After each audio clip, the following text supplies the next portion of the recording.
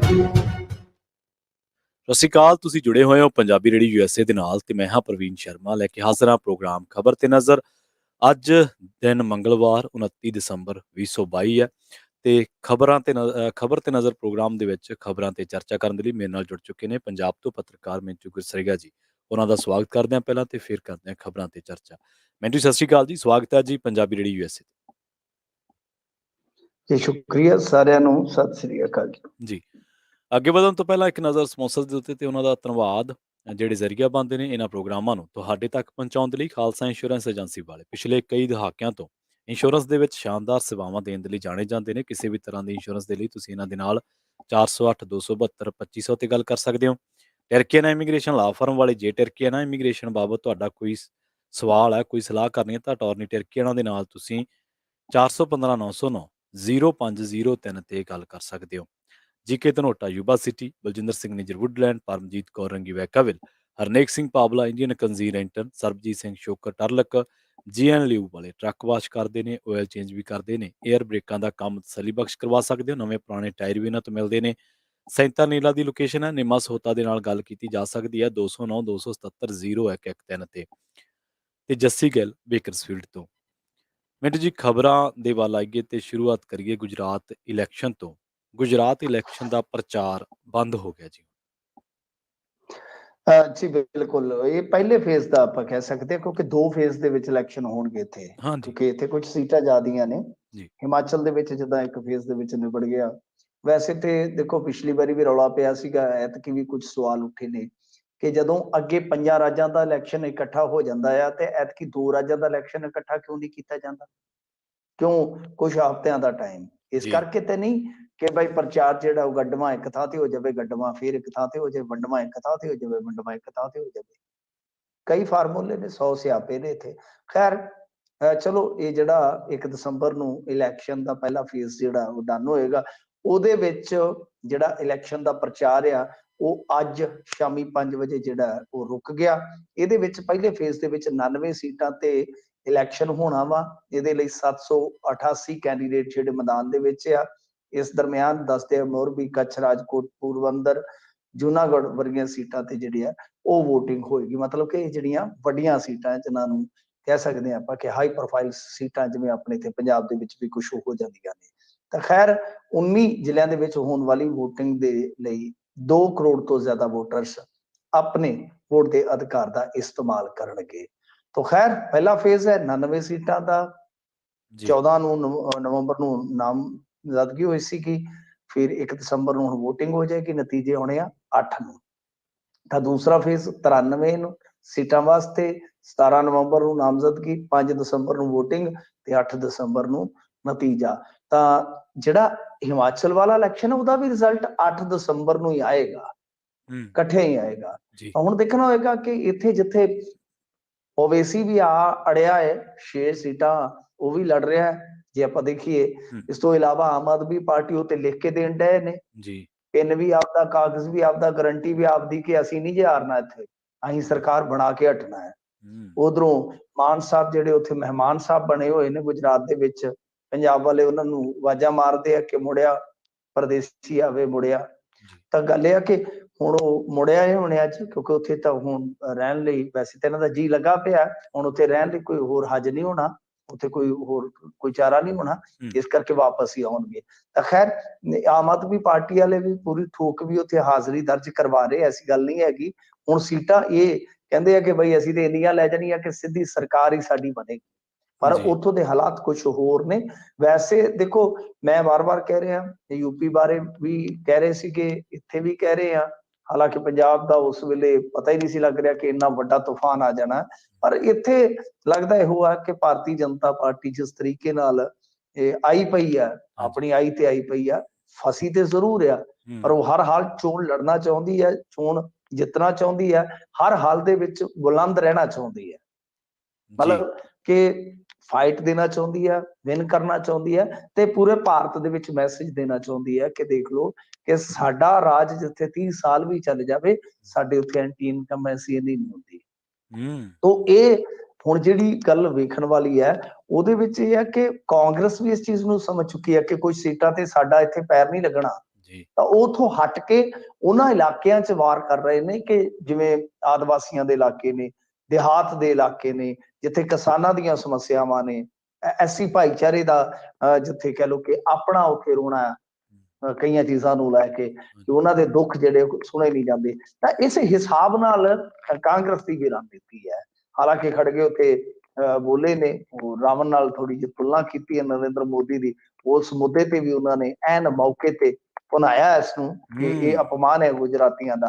ਤਾਂ ਗੱਲ ਇਹ ਆ ਕਿ ਸਾਰਾ ਜੇ ਤੁਸੀਂ ਸਿਨੈਰੀਓ ਦੇਖੋਗੇ ਇਸ ਵੇਲੇ ਗੁਜਰਾਤ ਦਾ, ਤਾਂ ਲੱਗਦਾ ਤੇ ਇਹੋ ਆ ਕਿ ਫਾਈਟ ਇਹਨਾਂ ਦੋਨਾਂ 'ਚ ਰਹਿਣ ਦੀ ਸੰਭਾਵਨਾ ਹੈ। ਕਾਂਗਰਸ 2 ਰੱਤੀਆਂ ਜਾਂ 5 ਰੱਤੀਆਂ 4 ਰੱਤੀਆਂ ਅੱਗੇ ਨਹੀਂ ਹੈ ਭਾਜਪਾ ਤੋਂ, ਇਹ ਸੱਚ ਹੈ, ਹਕੀਕਤ ਹੈ।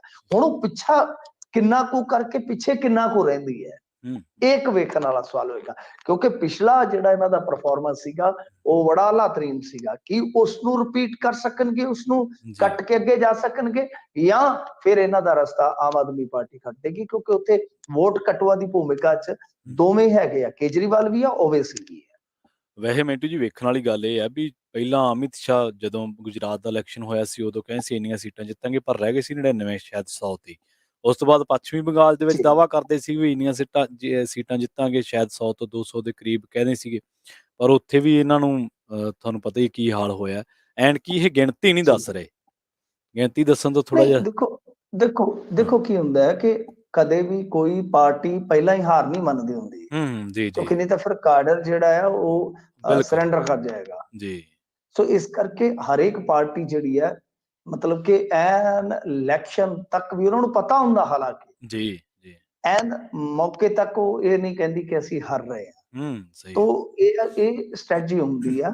ਪਰ ਗੱਲ ਇਹ ਹੈ ਕਿ ਇੱਥੇ ਹੁਣ ਐਸਾ ਮਤਲਬ ਕਿ ਫਸਵਾਂ ਮੁਕਾਬਲਾ ਹੈ ਕਿ ਜਿਹਦੇ 'ਚ ਗਿਣਤੀ ਕੋਈ ਵੀ ਨਹੀਂ ਦੱਸ ਪਾਏਗਾ ਤੁਹਾਨੂੰ ਸੀਟਾਂ, ਕੋਈ ਵੀ ਨਹੀਂ ਦੱਸ ਪਾਏਗਾ। ਕਿਉਂਕਿ ਇਹਨਾਂ ਨੂੰ ਲੱਗਦਾ ਹੈ ਕਿ ਜੇ ਉਹੀ ਮੈਂ ਤੁਹਾਨੂੰ ਦੱਸਿਆ ਨਾ ਕਿ ਕਾਂਗਰਸ ਜੇ ਚੁੱਪ ਚਪੀਤੇ ਉਹੋ ਜਿਹਾ ਪ੍ਰਦਰਸ਼ਨ ਕਰ ਜਾਂਦੀ ਹੈ ਤਾਂ ਫਿਰ ਇਹਨਾਂ ਵਾਸਤੇ ਬੜੀ ਨਮੋਸ਼ੀਜਨਕ ਸਥਿਤੀ ਹੋ ਜਾਏਗੀ। ਕਿਉਂਕਿ ਐਤਕੀ ਜੇ ਮੰਨ ਲਓ ਕਾਂਗਰਸ ਉੱਥੋਂ ਤੱਕ ਜਾਂਦੀ ਤਾਂ ਇਹਦਾ ਮਤਲਬ ਕਿ ਭਾਜਪਾ ਦੀ ਵੋਟ ਬਹੁਤ ਜ਼ਿਆਦਾ ਕੱਟੀ ਜਾਏਗੀ। ਸਮਝਦੇ ਹੋ ਨਾ? ਫਿਰ ਕਾਂਗਰਸ ਤਾਂ ਆਪਣਾ ਜਿਹੜਾ ਵੋਟ ਬੈਂਕ ਹੈ ਉਹਨੂੰ ਨਾਲ ਜੋੜ ਕੇ ਰੱਖਣ 'ਚ ਕਾਮਯਾਬ ਰਹਿ ਗਈ, ਉਹਦੀ ਤਾਂ ਵੱਡੀ ਸਫਲਤਾ ਹੈ। ਤਾਂ ਫਿਰ ਡਿੱਗਿਆ ਕੌਣ? ਓਵੈਸੀ ਕਿਹਨੂੰ ਕੈਂਚੀ ਮਾਰੇਗਾ, ਕੇਜਰੀਵਾਲ ਕਿਹਨੂੰ ਕੈਂਚੀ ਮਾਰੇਗਾ? ਤਾਂ ਫਿਰ ਇਹਦਾ ਮਤਲਬ ਕਿ ਭਾਜਪਾ ਤਾਂ ਗਈ ਫਿਰ ਉੱਥੋਂ ਗੁਜਰਾਤ 'ਚ। ਤੁਹਾਡੇ ਮੁਤਾਬਕ ਜੇ ਆਪਾਂ ਦੇਖੀਏ ਕਿ ਬਈ ਕੁਝ ਇਸ ਤਰ੍ਹਾਂ ਦੀ ਸਥਿਤੀ ਜੇ ਬਣਦੀ ਹੈ ਤਾਂ ਖੈਰ ਦੇਖਦੇ ਆ, ਨਤੀਜਾ ਉੱਥੇ ਇਹੋ ਜਿਹਾ ਹੀ ਆਏਗਾ, ਫਸਵਾਂ ਜਿਹਾ ਨਤੀਜਾ ਆਏਗਾ। ਹਾਂ, ਮੈਂ ਉਹ ਨਤੀਜਾ ਇਸ ਕਰਕੇ ਵਾਰ-ਵਾਰ ਕਹਿ ਰਿਹਾ ਕਿ ਉਹ ਕਾਂਗਰਸ ਤੇ ਡਿਪੈਂਡ ਕਰਦਾ ਹੈ। ਜੇ ਕਾਂਗਰਸ ਆਪਣਾ ਪ੍ਰਦਰਸ਼ਨ ਪਿਛਲਾ ਵੀ ਨਹੀਂ ਦੁਹਰਾ ਪਾਉਂਦੀ ਤਾਂ ਫਿਰ ਭਾਜਪਾ ਲਈ ਬਹੁਤ ਰਸਤਾ ਸੌਖਾ ਹੈ। ਹਾਂ, ਉਹਦੇ 'ਚ ਆਮ ਆਦਮੀ ਪਾਰਟੀ ਨੂੰ ਵੀ ਖੂਬ ਸਫਲਤਾ ਮਿਲੇਗੀ। ਮਿੰਟੂ ਜੀ, ਅਗਲੀ ਖਬਰ ਦੇ ਵੱਲ ਵਧੀਏ ਤੇ ਗੱਲ ਕਰੀਏ NIA ਦੀਆਂ ਸਰਗਰਮੀਆਂ ਦੀ। ਤੜਕੇ ਫੇਰ ਪੰਜਾਬ ਤੇ ਹਰਿਆਣੇ ਦੇ ਕਈ ਇਲਾਕਿਆਂ ਦੇ ਵਿੱਚ NIA ਨੇ ਰੇਡ ਕੀਤੀ ਹੈ ਜੀ। ਹਾਂਜੀ, ਦੇਖੋ NIA ਨੇ ਜਿਹੜੀ ਰੇਡ ਕੀਤੀ ਆ ਉਹ ਲਾਰੈਂਸ ਦੇ ਜਿਹੜੇ ਕੋਈ ਸਾਥੀ ਹੈ ਉਹਨਾਂ ਤੇ ਕੀਤੀ ਹੈ। ਮਤਲਬ ਕਿ ਜੋ ਗਰੋਹਬਾਜ਼ੀ 'ਚ ਹੈਗੇ ਨੇ, ਉਹਦੇ 'ਚ ਕਾਲਾ ਰਾਣਾ ਦਾ ਇੱਕ ਕਹਿੰਦੇ ਕਿ ਗੁਰਗਾ ਵੀ ਇਹਨਾਂ ਨੇ ਫੜਿਆ। ਲੁਧਿਆਣੇ ਦੇ ਵਿੱਚ ਵੀ ਰਵੀ ਰਾਜਗੜ੍ਹ, ਇਹ ਵੀ ਵਾਂਟਡ ਚੱਲ ਰਿਹਾ ਹੈ। ਸਿੱਧੂ ਮੂਸੇਵਾਲਾ ਹੱਤਿਆਕਾਂਡ ਦੇ ਵਿੱਚ ਵੀ ਰਵੀ ਰਾਜਗੜ੍ਹ ਜਿਹੜਾ ਹੈ ਉਹ ਵਾਂਟਡ ਆ, ਕਿਉਂਕਿ ਇੱਕ ਕਤਲ ਦੇ ਮੁਕੱਦਮੇ ਦੇ ਵਿੱਚ ਇਹ ਅੰਦਰ ਸੀ, ਪੈਰੋਲ ਤੇ ਆਇਆ ਸੀਗਾ, ਛੁੱਟੀ ਤੇ ਆਇਆ ਸੀ, ਮੁੜ ਕੇ ਭਗੌੜਾ ਹੋ ਗਿਆ।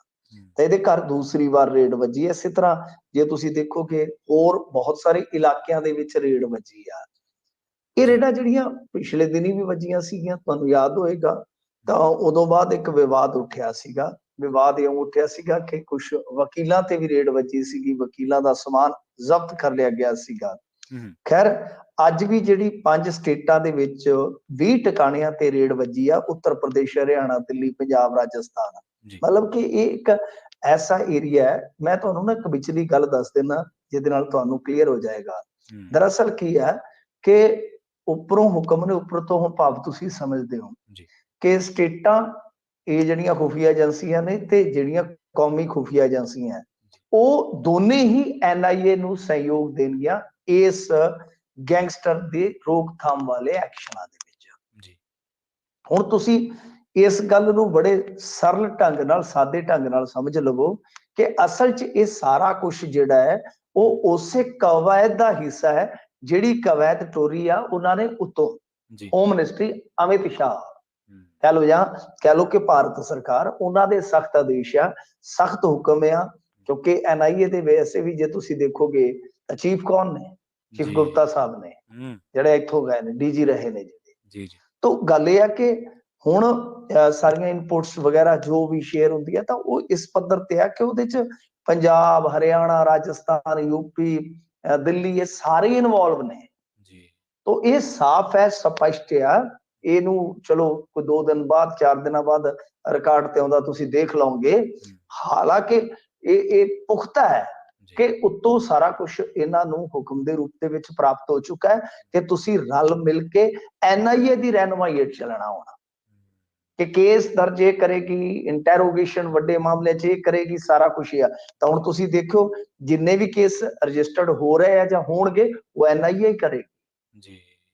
ਤਾਂ ਇਹ ਅੱਗੇ ਜਾਂਚ ਪੜਤਾਲ ਨੂੰ ਤੋਰ ਰਹੇ ਆ, ਇਹ ਲਿੰਕ ਲੱਭਣ ਦਾ ਯਤਨ ਕਰ ਰਹੇ ਆ ਕਿ ਅੱਤਵਾਦੀਆਂ ਦੇ ਨਾਲ ਲਿੰਕ ਨੇ ਤੇ ਗਾਂ ਟਾਰਗੇਟ ਕਿਲਿੰਗ ਹੋ ਸਕਦੀ ਹੈ। ਤਾਂ ਜਦੋਂ ਟਾਰਗੇਟ ਕਿਲਿੰਗ ਦਾ ਜ਼ਿਕਰ ਆਉਂਦਾ ਉਦੋਂ ਫਿਰ ਸਿੱਧਾ ਪੰਜਾਬ ਦਾ ਵੀ ਜ਼ਿਕਰ ਆ ਜਾਂਦਾ।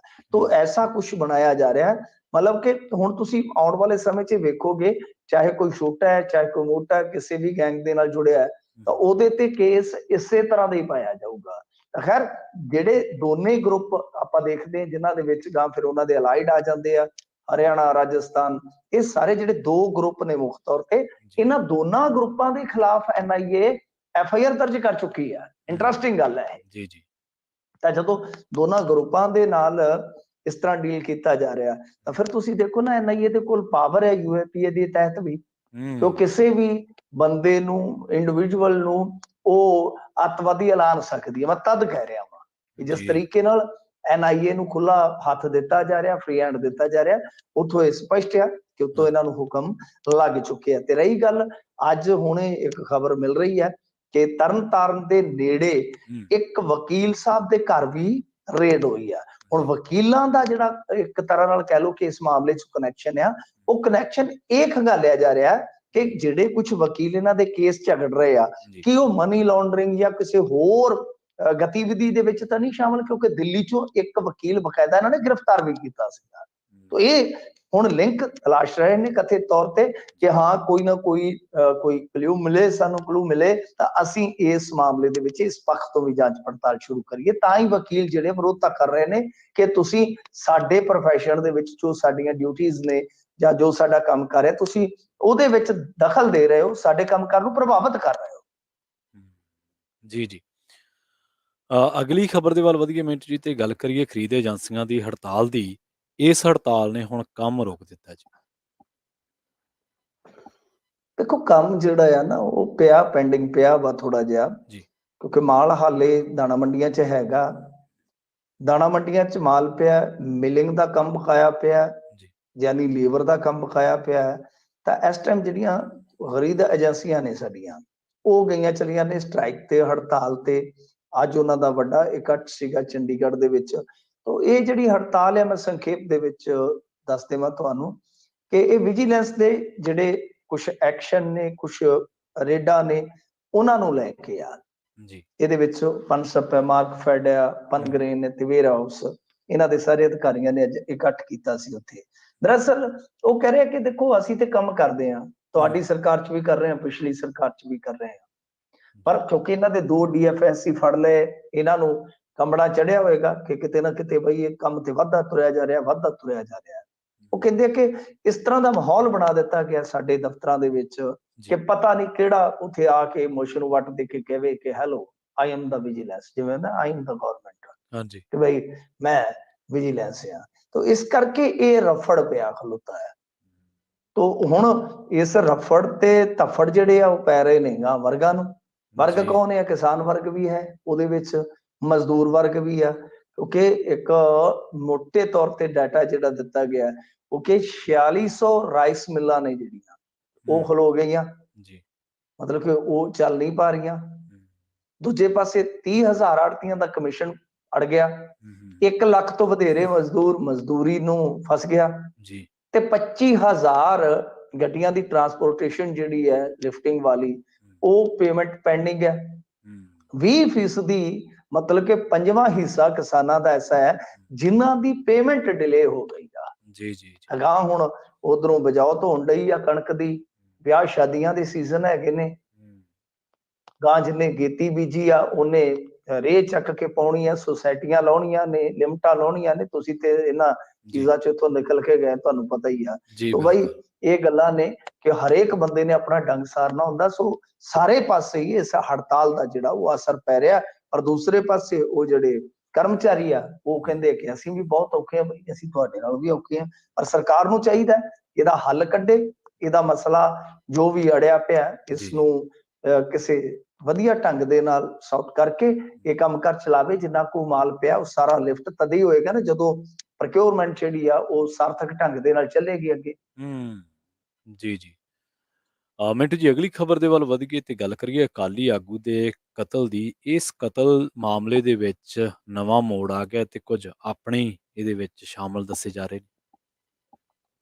ਦੇਖੋ, ਅਕਾਲੀ ਆਗੂ ਦਾ ਜਿਹੜਾ ਮਤਲਬ ਕਿ ਹੱਤਿਆ ਦਾ ਮਾਮਲਾ ਸੀਗਾ, ਪਹਿਲਾਂ ਇਹ ਥੋੜਾ ਜਿਹਾ ਜੋੜਿਆ ਜਾ ਰਿਹਾ ਸੀਗਾ ਦੂਸਰੀ ਸਾਈਡ ਤੇ ਕਿ ਸ਼ਾਇਦ ਇਹ ਵੀ ਕੋਈ ਟਾਰਗੇਟ ਕਿਲਿੰਗ ਹੈ ਜੀ, ਕਿਉਂਕਿ ਮੁੱਢਲੀਆਂ ਰਿਪੋਰਟਾਂ ਇਹੀ ਸੀਗੀਆਂ। ਤਾਂ ਬਾਅਦ ਦੇ ਵਿੱਚ ਜੋ ਮੁੱਢਲੀ ਇਨਵੈਸਟੀਗੇਸ਼ਨ ਜਿਹੜੀ ਇਹਨਾਂ ਨੇ ਪਾਈ ਆ ਉਹਦੇ ਚ ਉਹਦਾ ਦੋਸਤ ਹੀ ਹਥਿਆਰਾ ਨਿਕਲਿਆ ਵਾ। ਤੇ ਦਰਅਸਲ ਉਹ ਕਿਤੇ ਖਾਂਦੇ ਪੀਂਦੇ ਸਨ ਬੈਠੇ ਉੱਥੇ ਕਿਤੇ, ਤੇ ਉਹ ਜਿਹੜਾ ਬੰਦਾ ਮ੍ਰਿਤਕ ਹੈ ਯਾਨੀ ਅਕਾਲੀ ਆਗੂ ਆ, ਉਹ ਦਰਅਸਲ ਉਹਨਾਂ ਦੇ ਸ਼ਰੀਕੇ ਚ ਵੀ ਵਰਤਦਾ ਸੀਗਾ। ਜਿਹੜਾ ਸ਼ਰੀਕਾ ਕਬੀਲਾ ਹੁੰਦਾ ਹੈ ਤੇ ਕਈ ਵਾਰ ਅਣਬਣ ਹੁੰਦੀ ਆ ਪਿੰਡਾਂ ਦੇ ਵਿੱਚ, ਵੀ ਇੱਕ ਬੜੀ ਵੱਡੀ ਵਿਪਤਾ ਹੈ ਨਾ, ਬੜੀ ਵੱਡੀ ਸਮੱਸਿਆ। ਅਜੀਤਪਾਲ ਸਿੰਘ ਨਾਂ ਦਾ ਇਹ ਵਿਅਕਤੀ ਹੈ ਜਿਹੜਾ ਇਹ ਆਪਣੇ ਦੋਸਤ ਦੇ ਸ਼ਰੀਕੇ ਨਾਲ ਵੀ ਵਰਤਦਾ ਸੀ। ਉਹਨੇ ਕਿਤੇ ਗੁੱਸੇ ਚ ਆ ਕੇ ਹੋਣੀ ਹੈ ਬਹਿਸ ਬਾਜੀ ਹੋਈ ਹੋਣੀ ਹੈ, ਤਲਖ ਕਲਾਮੀ, ਉਸ ਤੋਂ ਬਾਅਦ ਸ਼ੂਟ ਕਰ ਦਿੱਤਾ। ਉਹਤੇ ਬਾਅਦ ਫਿਰ ਆਪਣੇ ਮਸੀਰ ਨੂੰ ਨਾਲ ਲੈ ਕੇ ਇਹਨੂੰ ਗੱਡੀ ਚ ਪਾ ਕੇ ਉਰਾ ਲਿਆ ਕੇ ਇਧਰ ਨੂੰ ਅੰਮ੍ਰਿਤਸਰ ਪਠਾਨਕੋਟ ਰੋਡ ਤੇ ਲਿਆ ਕੇ ਫਿਰ ਗੋਲੀਆਂ ਚਲਾ ਦਿੱਤੀਆਂ ਗੱਡੀ ਤੇ ਕਿ ਸਾਡੇ ਤੇ ਹਮਲਾ ਹੋ ਗਿਆ।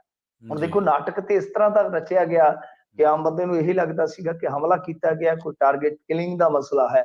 ਬਾਅਦ ਦੇ ਵਿੱਚ ਜਦੋਂ, ਕਿਉਂਕਿ ਪੁਲਿਸ ਜਿਹੜੀ ਆ ਬੜੀ ਬਰੀਕੀ ਨਾਲ ਦੇਖਦੀ, ਅੱਖ ਇਹਨਾਂ ਦੀ ਵੀ ਬੜੀ ਤੇਜ਼ ਹੁੰਦੀ ਆ, ਜਦੋਂ ਇਹਨਾਂ ਨੇ ਵੇਖਿਆ ਇਹ ਮਾਮਲਾ ਤੇ ਕੁਝ ਇਸ ਤਰ੍ਹਾਂ ਦਾ ਲੱਗਦਾ ਕਿ ਫਰਜ਼ੀ ਜਿਹਾ ਜਗਾੜਿਆ, ਤਾਂ ਬਾਅਦ ਦੇ ਵਿੱਚ ਇਹਨਾਂ ਨੇ ਜਦੋਂ ਪੁੱਛਗਿੱਛ ਕੀਤੀ ਤਾਂ ਬੰਦੇ ਉਹ ਹੀ ਨਿਕਲੇ।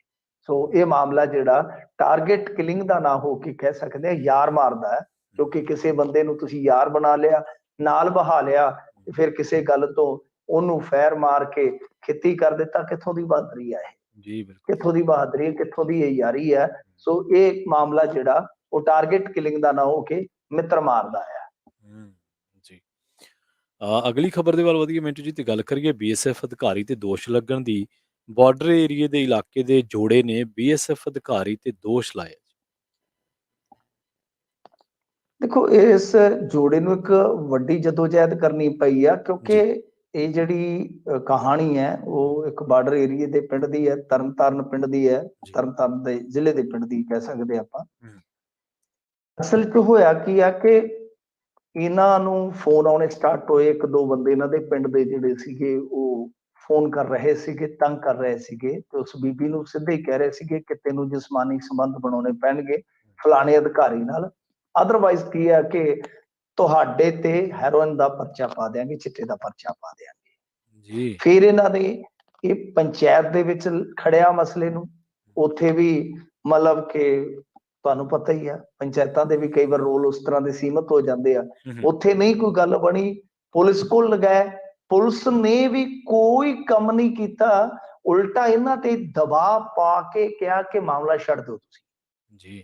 ਪਰ ਇਹ ਸਧਾਰਨ ਮਤਲਬ ਕਿ ਜੋੜਾ ਜਿਹੜਾ ਸਧਾਰਨ ਹਾਲਾਤ ਦੇ ਵਿੱਚ ਜਦੋਂ ਵੇਖਿਆ ਕਿ ਸਾਡਾ ਕੋਈ ਨਹੀਂ ਹੈਗਾ, ਫਿਰ ਇਹਨਾਂ ਨੇ ਹਾਈ ਕੋਰਟ ਦਾ ਰੁਖ ਕੀਤਾ ਤੇ ਹਾਈ ਕੋਰਟ ਦੇ ਇੰਟਰਵਿਊ ਤੋਂ ਬਾਅਦ ਇਹਨਾਂ ਤੇ ਮਾਮਲਾ ਦਰਜ ਹੋਇਆ। ਤਿੰਨਾਂ ਤੇ, ਦੋ ਤੇ ਇਹਨਾਂ ਦੇ ਪਿੰਡ ਦੇ ਆ ਨਿਕਲੇ, ਇੱਕ BSF ਦਾ ਅਧਿਕਾਰੀ ਹੈ ਜਾਂ ਮੁਲਾਜ਼ਮ ਹੈ, ਹਾਲੇ ਇਹਦੇ ਬਾਰੇ ਸਪਸ਼ਟ ਨਹੀਂ ਹੋ ਸਕਿਆ, ਪਰ ਉਹਦੇ ਤੇ ਮਾਮਲਾ ਜ਼ਰੂਰ ਦਰਜ ਹੋ ਗਿਆ। ਤਾਂ ਦੇਖੋ ਗੱਲ ਕੀ ਹੈ ਕਿ ਅਧਿਕਾਰ ਖੇਤਰ ਕਰਨ ਵਾਲੇ ਮੁੜ ਕੇ ਚੁੱਪ ਕਰਕੇ ਅਧਿਕਾਰ ਖੇਤਰ ਮੰਨ ਕੇ ਵੀ ਬਹਿ ਗਏ। ਅਧਿਕਾਰ ਖੇਤਰ ਦੇ ਰੁਝਾਨ ਆ ਰਹੇ ਨੇ ਸਾਹਮਣੇ ਕਿ ਜਿੰਨਾ ਉਹਨਾਂ ਦਾ ਗਾਂ ਅਧਿਕਾਰ ਖੇਤਰ ਵਧੇਗਾ ਤਾਂ ਦੇਖ ਲਓ ਕਿ ਕਿਸ ਤਰ੍ਹਾਂ ਦੇ ਮਾਮਲੇ ਵੀ ਵਧਣੇ ਸਟਾਰਟ ਹੋ ਗਏ ਨੇ। ਤਾਂ ਕੋਈ ਬੰਦਾ ਆਪਣੀ ਪੱਤ ਸ਼ੌਂਕ ਨੂੰ ਨਹੀਂ ਉਛਾਲਦਾ, ਚਾਹੇ ਗਰੀਬ ਹੈ ਚਾਹੇ ਗੁਰਬਾ ਆ।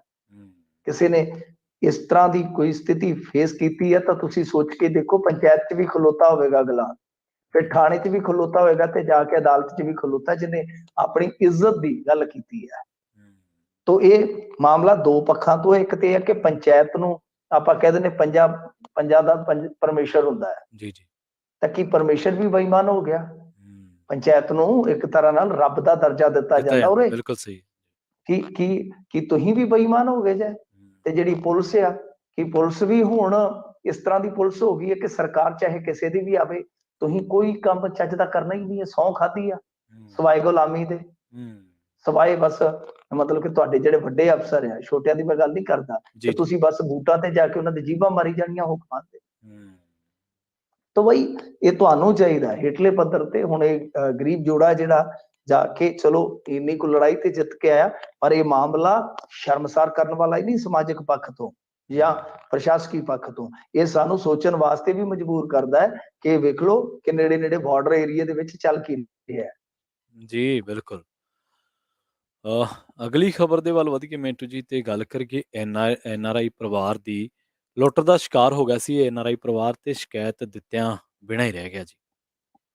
ਚਲੋ ਇੱਕ ਹੋਰ ਮਾਮਲਾ ਆ ਗਿਆ। ਦੇਖੋ ਗੱਲ ਕੀ ਹੈ ਕਿ ਕਪੂਰਥਲਾ ਦੇ ਵਿੱਚ ਇੱਕ ਕਾਫੀ CCTV ਦੀ ਵੀਡੀਓ ਜਿਹੜੀ ਆ ਵਾਇਰਲ ਹੋਈ ਪਈ ਆ। ਹਾਂਜੀ। ਦਰਅਸਲ ਕੀ ਹੈ ਕਿ ਉਹ ਇੱਕ ਗੱਡੀ ਦੇ ਵਿੱਚ ਬੈਠੇ ਨੇ, ਸਾਰਾ ਪਰਿਵਾਰ ਬੈਠਾ, ਤੇ ਮੁੜ ਕੇ ਉਹ ਦੋ ਜਾਣੇ ਉਤਰ ਕੇ ਜਿਵੇਂ ਮਠਿਆਈ ਵਗੈਰਾ ਕੋਈ ਖਰੀਦ ਕਰਦੇ ਪਏ ਨੇ।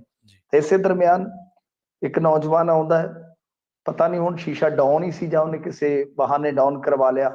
ਮਾਤਾ ਜੀ ਪਿੱਛੇ ਬੈਠੇ ਸਨ, ਕੁਝ ਕੁ ਬਾਲ ਬੈਠੇ ਸਨ, ਤਾਂ ਉਹਨੇ ਆ ਕੇ ਸਪਰੇਅ ਛਿੜਕੀ ਹੈ ਜੀ। ਸਪਰੇਅ ਛਿੜਕੀ ਆ, ਹੋ ਸਕਦਾ ਕਲੋਰੋਫਾਰਮ ਵਗੈਰਾ ਕੁਝ ਹੋਵੇ, ਕੁਝ ਐਸਾ। ਤਾਂ ਮਾਤਾ ਜੀ ਉਹ ਬੇਸੁੱਧ ਹੋ ਗਏ ਨੇ ਥੋੜਾ ਜਿਹਾ, ਤੇ ਉਹਨੇ ਪਰਸ ਜਿਹੜਾ ਵਾ ਉੱਥੋਂ ਮਾਰ ਲਿਆ, ਜਿਹਦੇ ਵਿੱਚ ਰੁਪਈਏ ਸਨ, ਕਾਗਜ਼ਾਤ ਸੀ, ਕੁਝ ਹੋਰ ਸੀ ਸਮਾਨ, ਉਹ ਸਾਰਾ ਹੀ ਜਿਹੜਾ ਉਹ ਚੱਕ ਲਿਆ ਉਹਨੇ। ATM ਵਗੈਰਾ, ਮੋਬਾਈਲ ਵਗੈਰਾ ਸਾਰਾ ਕੁਝ ਹੀ ਗਿਆ ਜੀ ਜੀ। ਅੱਛਾ, ਦੱਸਦੇ ਇਹ ਆ ਕਿ ਪੁਲਿਸ ਨੇ ਥਾਣਾ ਸਿਟੀ ਦੇ ਵਿੱਚ ਅਪਰੋਚ ਕੀਤਾ ਕਿ ਸਾਡੀ ਇਸ ਤਰ੍ਹਾਂ ਬਈ ਚੋਰੀ ਹੋ ਗਈ ਜਾਂ ਲੁੱਟ ਹੋ ਗਈ ਸਾਡੇ ਦੇ ਨਾਲ, ਕਿ ਤੁਸੀਂ ਕੁਝ ਦੇਖੋ, ਕਰੋ ਕੁਝ। ਤੇ ਦੱਸਦੇ ਉਹਨਾਂ ਨੇ ਪੱਲਾ ਹੀ ਨਹੀਂ ਫੜਾਇਆ। ਹਾਰ ਕੇ ਉਹਨਾਂ ਨੇ ਆਖਿਆ ਕਿ ਦਫਾ ਕਰੋ, ਜਿੰਨੇ ਦਾ ਸਮਾਨ ਗਿਆ ਉਦੋਂ 10 ਗੁਣਾ ਜ਼ਿਆਦਾ ਖੱਜਲ ਖੁਆਰੀ ਇਹਨਾਂ ਨੇ ਕਰ ਦਿੱਤੀ। ਪਰ ਇਹ ਮਾਮਲਾ ਮਤਲਬ ਕਿ ਮੀਡੀਆ 'ਚ ਆ ਗਿਆ, ਹੁਣ ਪੁਲਿਸ ਨੂੰ ਬਿਆਨ ਦੇਣਾ ਪਿਆ, ਨਹੀਂ ਜੀ ਆਇਆ ਹੀ ਨਹੀਂ ਕੋਈ, ਸਾਡੇ ਕੋਲ ਸ਼ਿਕਾਇਤ ਹੀ ਨਹੀਂ ਆਈ, ਜੇ ਆਈ ਤੇ ਅਸੀਂ ਜ਼ਰੂਰ ਵੇਖਾਂਗੇ, ਜਦ ਕਿ CCTV ਸਾਰੇ ਪੰਜਾਬ 'ਚ ਵਾਇਰਲ ਹੋਈ ਪਈ ਆ ਜੀ। ਤਾਂ ਆਹ ਤੇ ਹਾਲ ਆ, ਆਹ ਸੂਰਤ ਹਾਲ ਆ ਕਿ ਬਈ ਤੁਸੀਂ ਘੱਟੋ ਘੱਟ ਸ਼ਿਕਾਇਤ ਤੇ ਦਰਜ ਕਰੋ ਨਾ। ਕੋਈ ਵੀ ਆਉਂਦਾ ਹੈ, NRI ਆਉਂਦਾ ਹੈ, ਕੋਈ ਵੀ ਆਉਂਦਾ, ਨਾਗਰਿਕ ਆਉਂਦਾ ਹੈ, ਸ਼ਿਕਾਇਤ ਤੇ ਦਰਜ ਕਰੋ। ਕਾਰਵਾਈ ਤਾਂ ਫਿਰ ਜਿਹੜੀ ਹੋਣੀ ਹੈ ਸੋ ਹੋਣੀ ਹੈ। ਤੁਸੀਂ ਸ਼ਿਕਾਇਤ ਵੀ ਨਹੀਂ ਦਰਜ ਕਰ ਰਹੇ, ਤੇ ਇਹਦਾ ਮਤਲਬ ਇਹ ਹੈ ਕਿ ਤੁਸੀਂ ਉੱਥੇ ਬੈਠੇ ਹੀ ਕਿਸੇ ਹੋਰ ਕੰਮ ਨੂੰ ਜੀ। ਕੋਈ ਬਿਠਾਇਆ ਤਾਂ ਤੁਹਾਨੂੰ ਐਕਚੁਅਲ 'ਚ ਇਸੇ ਕੰਮ ਲਈ ਗਿਆ ਨਾ। ਫਿਰ ਇਹ ਕੰਮ ਨਹੀਂ ਕਰ ਰਹੇ ਤੇ ਉੱਥੇ ਕੋਈ ਹੋਰ ਕਰ ਰਹੇ ਹੋਗੇ ਕਿ ਜੂਆਂ ਕੱਢਦੇ ਜੇ ਇੱਕ ਦੂਜੇ ਦੀਆਂ। ਤਾਂ ਗੱਲ ਇਹ ਹੈ ਕਿ ਬਈ ਤੁਹਾਨੂੰ ਵੇਖਣਾ ਪਏਗਾ ਨਾ। ਫਿਰ ਤੁਸੀਂ ਕਹਿੰਦੇ ਹੋ ਕਿ ਲੋਕ ਬੜਿਆ ਬਈ ਸਾਨੂੰ ਨਿਸ਼ਾਨਾ ਦਿੰਦੇ ਨੇ, ਤੇ ਹੋਰ ਲੋਕ ਤੁਹਾਨੂੰ ਕੀ ਖੰਡ ਪਾਉਣ? ਦੱਸੋ, ਕੰਮ ਕਰੋ, ਚੱਜ ਨਾਲ ਕੰਮ ਕਰੋ। ਤੇ ਗੱਲ ਇਹ ਆ ਕਿ ਖਾਸ ਤੌਰ ਤੇ ਜੇ ਕੋਈ ਬਾਹਰੋਂ ਆਇਆ, ਚਾਹੇ ਕੋਈ ਹਰਿਆਣਾ, ਤਾਮਿਲਨਾਡੂ, ਕਿਤੋਂ ਵੀ ਆਇਆ, ਉਹ ਵੀ ਸਾਡਾ ਮਹਿਮਾਨ ਹੈ, NRI ਵੀ ਸਾਡਾ ਮਹਿਮਾਨ ਹੈ। ਸਗੋਂ ਤੁਸੀਂ ਤੇ ਉਹਦੀ ਜ਼ਿਆਦਾ ਪੁੱਛਗਿੱਛ ਕਰੋ ਕਿ ਹਾਂ ਜੀ ਤੁਸੀਂ ਜੋ ਇਹ ਖਵਾਇਆ ਅਸੀਂ ਉਹਨੂੰ ਹਾਸਲ ਕਰਨ ਦਾ ਯਤਨ ਕਰਾਂਗੇ, ਮੋੜਨ ਦਾ ਯਤਨ ਕਰਾਂਗੇ। ਤੇ ਆਪੇ ਚਲੋ ਨਾ ਵੀ ਲੱਭੇ ਸਮਾਨ, ਅਗਲਾ ਤੁਹਾਡੇ ਸਹਿਯੋਗ ਦੇ ਨਾਲ ਹੀ ਥੋੜਾ ਜਿਹਾ ਹੌਸਲੇ 'ਚ ਹੋ ਜਾਊਗਾ ਕਿ ਹਾਂ ਪੁਲਿਸ ਨੇ ਸਾਡੀ ਗੱਲ ਸੁਣੀ ਹੈਗੀ। ਬਿਲਕੁਲ। ਤੇ ਮਿੰਟੂ ਜੀ ਜਾਂਦੇ ਜਾਂਦੇ ਗੱਲ ਕਰੀਏ ਦੋ ਪ੍ਰਸਿੱਧ ਹਸਤੀਆਂ ਦੀ, ਗੱਲ ਕਰੀਏ ਕ੍ਰਿਕਟ ਦੀ। ਵਸੀਮ ਅਕਰਮ ਨੇ ਸਲੀਮ ਮਲਿਕ ਤੇ ਦੋਸ਼ ਲਾਏ ਨੇ। ਉਹ ਵੇਖੋ ਇਹਨਾਂ ਦਾ ਬੜਾ ਪੁਰਾਣਾ ਰਫੜ ਆ, ਇਹ ਕਿਤੇ ਅੱਜ ਦੇ ਨਹੀਂ ਹੈਗੇ। 1982 'ਚ ਸਲੀਮ ਮਲਿਕ ਆ ਗਿਆ ਸੀਗਾ, ਤੇ ਸਾਲ ਖੰਡ ਬਾਅਦ ਵਸੀਮ ਅਕਰਮ ਆਇਆ ਸੀਗਾ। ਇਹਨਾਂ ਦਾ ਬੜਾ ਉਦੋਂ ਦਾ ਹੀ ਅਬ ਚੱਲਦਾ ਹੈ। ਸਲੀਮ ਮਲਿਕ ਬੜਾ ਮਤਲਬ ਕਿ ਹੋਰ ਹੀ ਟਾਈਪ ਦਾ ਬੰਦਾ ਸੀਗਾ। ਇਮਰਾਨ ਖਾਨ ਕੁਛ ਹੋਰ ਕਿਸਮ ਦਾ ਬੰਦਾ ਸੀ। ਇਹ ਸਾਰੇ ਸਮਕਾਲੀ ਨੇ। ਇਮਰਾਨ ਖਾਨ ਇਹਨਾਂ ਦਾ ਸੀਨੀਅਰ ਸੀ, ਸਲੀਮ ਮਲਿਕ ਉਦੋਂ ਜੂਨੀਅਰ, ਇਹ ਉਦੋਂ ਜੂਨੀਅਰ, ਵਕਾਰ ਉਦੋਂ ਜੂਨੀਅਰ, ਆਕਬ ਉਦੋਂ ਜੂਨੀਅਰ। ਏਦਾਂ ਮਤਲਬ ਕਿ ਇਹਨਾਂ ਦਾ ਸੈੱਟ ਬਹੁਤ ਤਗੜਾ ਬਣਿਆ ਸੀ। ਇੰਜਮਾਮ ਉਦੋਂ ਜੂਨੀਅਰ ਸੀਗਾ, ਤਾਂ ਹੀ ਇਹਨਾਂ ਨੇ ਜਾ ਕੇ 92 'ਚ ਵਰਲਡ ਕੱਪ ਜਿੱਤਿਆ ਸੀਗਾ। ਤਾਂ ਗੱਲ ਇਹ ਹੈ ਕਿ ਹੁਣ ਵਸੀਮ ਅਕਰਮ ਨੇ ਕੁਝ ਗੱਲਾਂ ਕਹੀਆਂ ਨੇ। ਵਸੀਮ ਅਕਰਮ ਨੇ ਆਪਣੀ ਬਾਇਓਗ੍ਰਾਫੀ ਦੇ ਵਿੱਚ, ਕਿਉਂਕਿ ਇਹਦੀ ਬਾਇਓਗ੍ਰਾਫੀ ਉਡੀਕੀ ਜਾ ਰਹੀ ਸੀ, ਖਾਸ ਤੌਰ ਤੇ ਮੈਂ ਤੇ ਉਡੀਕ ਰਿਹਾ ਸੀਗਾ, ਕਿਉਂਕਿ ਇੱਕ ਮੌਕਾ ਐਸਾ ਆਇਆ ਸੀਗਾ ਕਿ ਬਹੁਤ ਹੈਵੀ ਡਰੱਗ ਲੈਣਾ ਸਟਾਰਟ ਕਰ ਦਿੱਤਾ ਸੀ ਅਕਰਮ ਨੇ ਪੋਸਟ ਰਿਟਾਇਰਮੈਂਟ ਬਾਅਦ, ਤਾਂ ਬਹੁਤ ਜ਼ਿਆਦਾ ਡਰੱਗ ਲਿਆ। ਉਸ ਤੋਂ ਬਾਅਦ ਫਿਰ ਚਲੋ ਸੰਭਲਿਆ, ਆਪਣਾ ਮਤਲਬ ਕਿ ਪਰਿਵਾਰ ਵੀ ਸੰਭਾਲਿਆ। ਤੇ ਇਹਨੇ ਦੋਸ਼ ਲਾਇਆ ਕਿ ਸਲੀਮ ਮਲਿਕ ਇਹੋ ਜਿਹਾ ਵਿਹਾਰ ਕਰਦਾ ਸੀ ਮੇਰੇ ਨਾਲ ਜੂਨੀਅਰ ਦੇ ਤੌਰ ਤੇ ਕਿ ਮੇਰੇ ਤੋਂ ਕੱਪੜੇ ਇੱਥੋਂ ਤੱਕ ਕਿ ਬੂਟ ਵੀ ਸਾਫ਼ ਕਰਵਾਉਂਦਾ ਸੀ ਤੇ ਮਾਲਸ਼ਾਂ ਵੀ ਕਰਵਾਉਂਦਾ ਸੀ। ਉਹੋ ਜਿਹਾ ਮਲਿਕ ਆ, ਬੁੱਢੇ ਬਾਰੇ ਵੀ ਨਹੀਂ ਹਟਦਾ। ਕਹਿੰਦਾ ਜੇ ਮੈਂ ਕੱਪੜੇ ਧੋਣ ਲਈ ਆਖ ਹੀ ਦਿੱਤਾ ਸੀ ਤੇ ਹੱਥ ਨਾਲ ਧੋਣ ਦੀ ਕੀ ਲੋੜ ਸੀ, ਵਾਸ਼ਿੰਗ ਮਸ਼ੀਨ ਨਾਲ ਧੋ ਲੈਂਦਾ। ਜੀ, ਦੇਖ ਲਓ। ਜੀ, ਜੀ। ਮਿੰਟੂ ਜੀ, ਇਹਨਾਂ ਖਾਸ ਖਬਰਾਂ ਤੇ ਖਾਸ ਜਾਣਕਾਰੀਆਂ ਦੇ ਲਈ ਤੁਹਾਡਾ ਬਹੁਤ-ਬਹੁਤ ਧੰਨਵਾਦ। ਧੰਨਵਾਦ ਜੀ, ਜੀ, ਜੀ। ਸਾਰਿਆਂ ਨੂੰ ਸਤਿ ਸ਼੍ਰੀ ਅਕਾਲ। ਸਤਿ ਸ਼੍ਰੀ ਅਕਾਲ ਜੀ। ਸੋ ਪ੍ਰੋਗਰਾਮ ਖਬਰ ਤੇ ਨਜ਼ਰ ਦੇ ਪਹਿਲੇ ਹਿੱਸੇ ਦੇ ਵਿੱਚ ਆਪਣੇ ਨਾਲ ਜੁੜੇ ਸਨ ਪੰਜਾਬ ਤੋਂ ਪੱਤਰਕਾਰ ਮਿੰਟੂ ਗੁਰਸਰਗਾ ਜੀ, ਜਿਨ੍ਹਾਂ ਦੇ ਨਾਲ ਆਪਾਂ ਕਈ ਅਹਿਮ ਖਬਰਾਂ ਨੂੰ ਲੈ ਕੇ ਚਰਚਾ ਕੀਤੀ ਹੈ। ਪ੍ਰੋਗਰਾਮ ਦੇ ਵਿੱਚ ਵੇਲਾ ਹੋ ਚੱਲਿਆ ਇੱਕ ਛੋਟੀ ਜਿਹੀ ਬ੍ਰੇਕ ਦੇ ਲਈ ਰੁਕਣ ਦਾ। ਬ੍ਰੇਕ ਤੋਂ ਬਾਅਦ ਕੁਝ ਹੋਰ ਅਹਿਮ ਖਬਰਾਂ ਬਾਰੇ ਆਪਾਂ ਤੁਹਾਨੂੰ ਦਿੰਦੇ ਚੱਲਾਂਗੇ ਖਾਸ ਜਾਣਕਾਰੀਆਂ। ਜੁੜੇ ਰਹੋ ਪੰਜਾਬੀ ਰੇਡੀਓ ਯੂਐਸਏ ਦੇ ਨਾਲ। ਅਸੀਂ ਹੁਣੇ ਪਰਤਾਂਗੇ ਇੱਕ ਸ਼ਾਰਟ ਬ੍ਰੇਕ ਤੋਂ ਬਾਅਦ।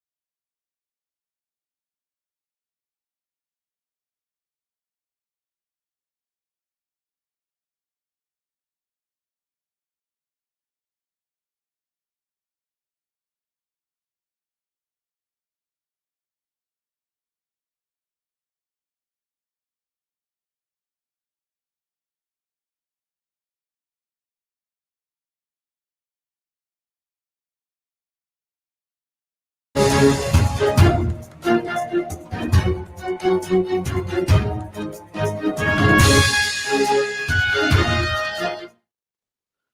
ਤੋਂ ਬਾਅਦ ਇੱਕ ਵਾਰ ਮੁੜ ਤੋਂ ਤੁਹਾਡਾ ਸਾਰਿਆਂ ਦਾ ਸਵਾਗਤ ਹੈ। ਪ੍ਰੋਗਰਾਮ ਖਬਰ ਤੇ ਨਜ਼ਰ ਦੇ ਵਿੱਚ ਤੁਸੀਂ ਜੁੜੇ ਹੋਏ ਹੋ ਪੰਜਾਬੀ ਰੇਡੀਓ USA ਦੇ ਨਾਲ ਤੇ ਮੈਂ ਹਾਂ ਪ੍ਰਵੀਨ ਸ਼ਰਮਾ।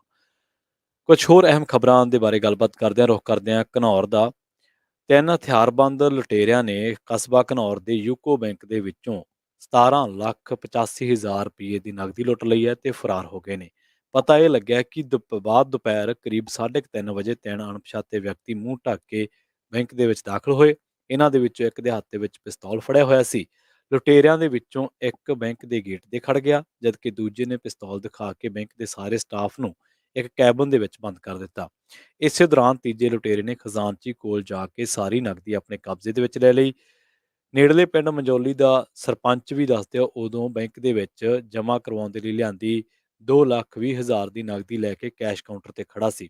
ਲੁਟੇਰੇ ਉਹਦੀ ਇਹ ਰਕਮ ਲੁੱਟ ਕੇ ਵੀ ਆਪਣੇ ਨਾਲ ਲੈ ਗਏ।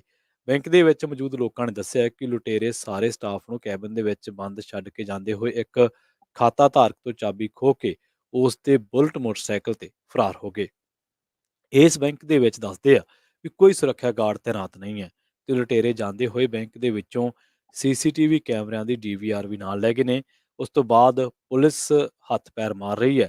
ਪੰਜਾਬ ਤੇ ਹਰਿਆਣਾ ਦੇ ਨਾਲ ਲੱਗਦੇ ਜਿਹੜੇ ਇਲਾਕੇ ਆ ਉਹਨਾਂ ਤੇ ਪੈਂਦੇ ਹਰ ਛੋਟੇ ਵੱਡੇ ਰਾਹ ਨੂੰ ਸੀਲ ਕਰ ਦਿੱਤਾ ਗਿਆ ਤੇ ਘਨੌਰ ਦੀ ਪੁਲਿਸ ਨੇ ਦੱਸਿਆ ਕਿ ਬੈਂਕ ਮੈਨੇਜਰ ਅਮਿਤ ਥੰਮਣ ਦੇ ਬਿਆਨ ਤੇ 3 ਅਣਪਛਾਤੇ ਵਿਅਕਤੀਆਂ ਦੇ ਖਿਲਾਫ ਕੇਸ ਦਰਜ ਕਰਕੇ ਅਸੀਂ ਘਟਨਾ ਦੀ ਜਾਂਚ ਸ਼ੁਰੂ ਕਰ ਦਿੱਤੀ ਹੈ।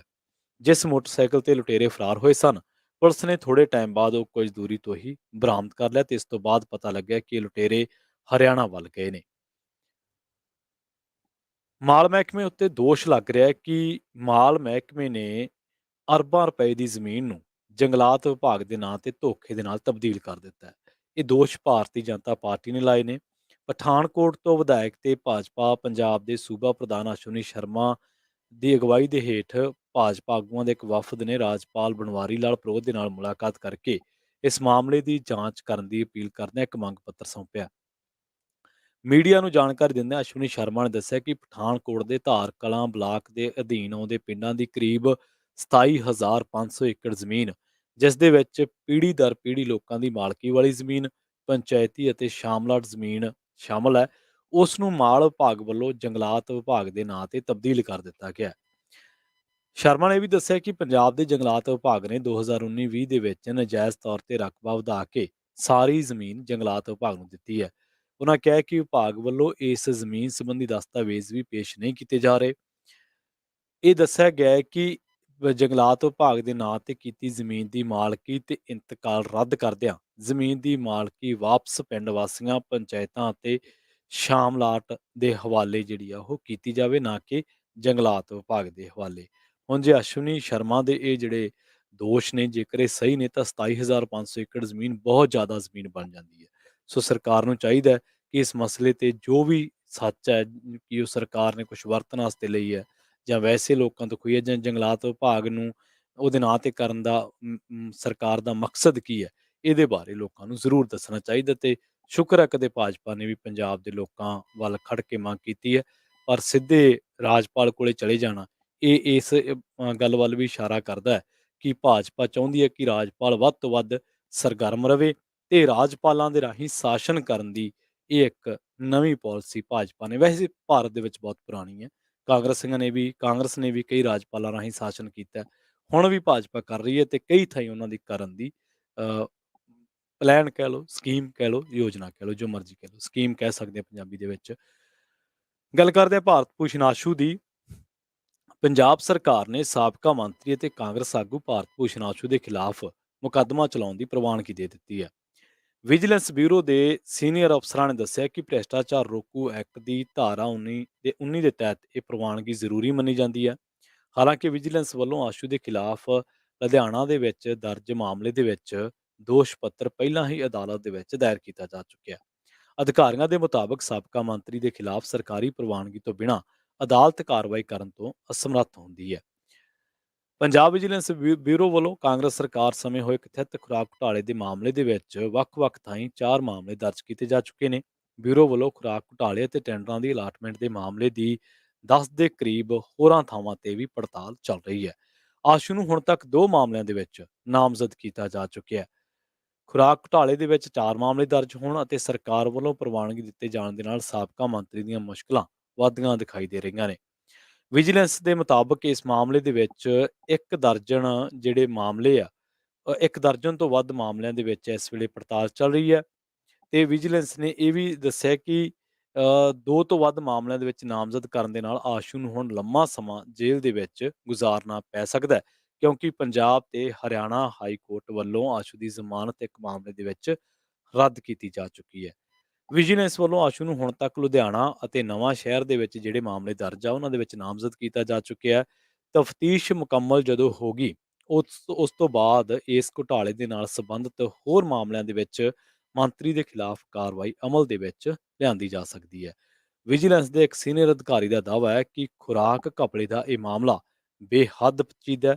ਵਿਜੀਲੈਂਸ ਦੀ ਕੋਸ਼ਿਸ਼ ਇਹੀ ਹੋਵੇਗੀ ਕਿ ਇਹਨੂੰ ਅੰਜਾਮ ਤੱਕ ਪਹੁੰਚਾਇਆ ਜਾਵੇ ਤੇ ਜਿਨ੍ਹਾਂ ਵੀ ਅਧਿਕਾਰੀਆਂ ਜਾਂ ਸਿਆਸਤਦਾਨਾਂ ਨੇ ਸਰਕਾਰੀ ਖਜ਼ਾਨੇ ਨੂੰ ਨੁਕਸਾਨ ਪਹੁੰਚਾਇਆ ਉਹਨਾਂ ਦੇ ਖਿਲਾਫ ਅਦਾਲਤ ਦੇ ਵਿੱਚ ਕੇਸ ਨੂੰ ਮਜ਼ਬੂਤੀ ਅਤੇ ਠੋਸ ਤੱਥਾਂ ਦੇ ਆਧਾਰ ਤੇ ਲੜਾਇਆ ਜਾਵੇ। ਇਹ ਅਧਿਕਾਰੀ ਦਾ ਦਾਅਵਾ ਹੈ ਕਿ ਸਮੁੱਚੇ ਪੰਜਾਬ ਦੇ ਵਿੱਚ ਪੜਤਾਲ ਦੇ ਦੌਰਾਨ ਇਹ ਤੱਥ ਸਾਹਮਣੇ ਆਏ ਨੇ ਕਿ ਆਸ਼ੂ ਦੇ ਇਸ਼ਾਰੇ ਤੇ ਇਹ ਵੱਡਾ ਘਪਲਾ ਹੋਇਆ। ਵਿਜੀਲੈਂਸ ਦੇ ਮੁਤਾਬਕ ਖੁਰਾਕ ਘਪਲੇ ਦੇ ਮਾਮਲੇ ਦੇ ਵਿੱਚ ਪਟਿਆਲਾ, ਸੰਗਰੂਰ, ਬਰਨਾਲਾ, ਜਲੰਧਰ, ਅੰਮ੍ਰਿਤਸਰ, ਤਰਨਤਾਰਨ, ਹੁਸ਼ਿਆਰਪੁਰ ਅਤੇ ਗੁਰਦਾਸਪੁਰ ਤੋਂ ਇਲਾਵਾ ਕਈ ਹੋਰਾਂ ਥਾਵਾਂ ਤੇ ਵੀ ਪੜਤਾਲ ਚੱਲ ਰਹੀ ਹੈ। ਜਿਨ੍ਹਾਂ ਥਾਵਾਂ ਤੇ ਪੜਤਾਲ ਮੁਕੰਮਲ ਹੋ ਚੁੱਕੀ ਹੈ ਉਹਨਾਂ ਜ਼ਿਲ੍ਹਿਆਂ ਦੇ ਵਿੱਚ ਵਿਜੀਲੈਂਸ ਵੱਲੋਂ ਮਾਮਲੇ ਦਰਜ ਕੀਤੇ ਜਾ ਚੁੱਕੇ ਨੇ। ਵਿਜੀਲੈਂਸ ਵੱਲੋਂ ਭਾਰਤ ਭੂਸ਼ਣ ਆਸ਼ੂ ਦੀ ਗ੍ਰਿਫਤਾਰੀ ਲੁਧਿਆਣਾ ਦੇ ਵਿੱਚ ਦਰਜ ਮਾਮਲੇ ਦੇ ਵਿੱਚ ਅਗਸਤ ਮਹੀਨੇ ਦੌਰਾਨ ਪਾਈ ਗਈ ਸੀ। ਉਸ ਤੋਂ ਬਾਅਦ ਸਾਬਕਾ ਸਾਬਕਾ ਮੰਤਰੀ ਨੂੰ ਨਵਾਂ ਸ਼ਹਿਰ ਜ਼ਿਲ੍ਹੇ ਦੇ ਵਿੱਚ ਦਰਜ ਮਾਮਲੇ ਦੇ ਵਿੱਚ ਗ੍ਰਿਫਤਾਰ ਕਰਕੇ ਪੁੱਛ ਪੜਤਾਲ ਕੀਤੀ ਗਈ ਸੀ। ਤੁਹਾਨੂੰ ਯਾਦ ਹੋਣਾ ਜਦੋਂ ਵਿਜੀਲੈਂਸ ਨੇ ਭਾਰਤ ਭੂਸ਼ਣ ਆਸ਼ੂ ਨੂੰ ਗ੍ਰਿਫਤਾਰ ਕੀਤਾ ਸੀ ਤੇ ਉਦੋਂ ਰਵਨੀਤ ਬਿੱਟੂ ਬੜਾ ਬੁੜਕਦਾ ਸੀ। ਉਹ ਵੀਡੀਓ ਅੱਜ ਵੀ ਇੰਟਰਨੈਟ ਤੇ ਪਈ ਹੋਣੀ ਹੈ। ਰਵਨੀਤ ਬਿੱਟੂ ਅਫਸਰਾਂ ਦੇ ਗਲ ਪੈ ਰਿਹਾ ਸੀ ਤਾਂ ਉਦੋਂ ਵੀ ਪੰਜਾਬੀ ਰੇਡੀਓ USA ਨੇ ਇੱਕ ਰਿਪੋਰਟ ਛਾਪੀ ਸੀ ਰਵਨੀਤ ਬਿੱਟੂ ਦੇ ਉੱਤੇ। ਇਸ ਘਪਲੇ ਉੱਤੇ ਤਾਂ ਆਪਾਂ ਲਗਾਤਾਰ ਪ੍ਰੋਗਰਾਮ ਖਬਰ ਤੇ ਨਜ਼ਰ ਦੇ ਵਿੱਚ ਜਾਂ ਟਾਕ ਸ਼ੋਅ ਦੇ ਵਿੱਚ ਗੱਲਬਾਤ ਕਰ ਹੀ ਰਹੇ ਸੀਗੇ, ਰਿਪੋਰਟਾਂ ਵੀ ਕੀਤੀਆਂ ਸੀ। ਪਰ ਰਵਨੀਤ ਬਿੱਟੂ ਉੱਤੇ ਇੱਕ ਖਾਸ ਰਿਪੋਰਟ ਕੀਤੀ ਸੀ ਕਿ ਰਵਨੀਤ ਬਿੱਟੂ ਕਾਨੂੰਨ ਤੋਂ ਵੱਡਾ ਹੈ। ਕਾਨੂੰਨ ਦੇ ਮੁਤਾਬਕ ਕੋਈ ਵੀ ਸਰਕਾਰੀ ਕਰਮਚਾਰੀ, ਮੁਲਾਜ਼ਮ, ਅਫਸਰ ਜਦੋਂ ਕਿਸੇ ਸਰਕਾਰੀ ਡਿਊਟੀ ਤੇ ਹੁੰਦਾ ਤਾਂ ਉਹਦੇ ਤੇ ਜਿਹੜਾ ਗਲ ਪੈਂਦਾ ਉਸ ਬੰਦੇ ਉੱਤੇ ਸਰਕਾਰੀ ਡਿਊਟੀ ਦੇ ਵਿੱਚ ਵਿਘਨ ਪਾਉਣ ਦਾ ਕੇਸ ਹੋ ਸਕਦਾ ਹੈ। ਬਾਅਦ ਦੇ ਵਿੱਚ ਮੇਰਾ ਖਿਆਲ ਹੈ ਰਵਨੀਤ ਬਿੱਟੂ ਤੇ ਮਾਮਲਾ ਸ਼ਾਇਦ ਦਰਜ ਵੀ ਹੋਇਆ, ਪਰ ਮੈਨੂੰ ਪੱਕਾ ਪਤਾ ਨਹੀਂ ਹੈ। ਪਰ ਇੰਨਾ ਜ਼ਰੂਰ ਹੈ ਕਿ ਰਵਨੀਤ ਬਿੱਟੂ ਦੀ ਉਹ ਵੀਡੀਓ ਅੱਜ ਵੀ ਇੰਟਰਨੈਟ ਤੋਂ ਲੱਭੀ ਜਾ ਸਕਦੀ ਹੈ ਜਿਹਦੇ ਵਿੱਚ ਉਹ ਆਸ਼ੂ ਨੂੰ ਗ੍ਰਿਫਤਾਰ ਕਰਨ ਆਏ ਵਿਜੀਲੈਂਸ ਦੇ ਅਧਿਕਾਰੀਆਂ ਦੇ ਗਲ ਪੈ ਰਿਹਾ, ਜਦ ਕਿ ਉਸ ਨੂੰ ਅਜਿਹਾ ਨਹੀਂ ਕਰਨਾ ਚਾਹੀਦਾ ਸੀ। ਲੋਕ ਨੁਮਾਇੰਦਾ ਹੋਣ ਦੇ ਕਰਕੇ ਉਹਨੂੰ ਆਪਣੀ ਜ਼ਿੰਮੇਵਾਰੀ ਸਮਝਣੀ ਚਾਹੀਦੀ ਸੀ।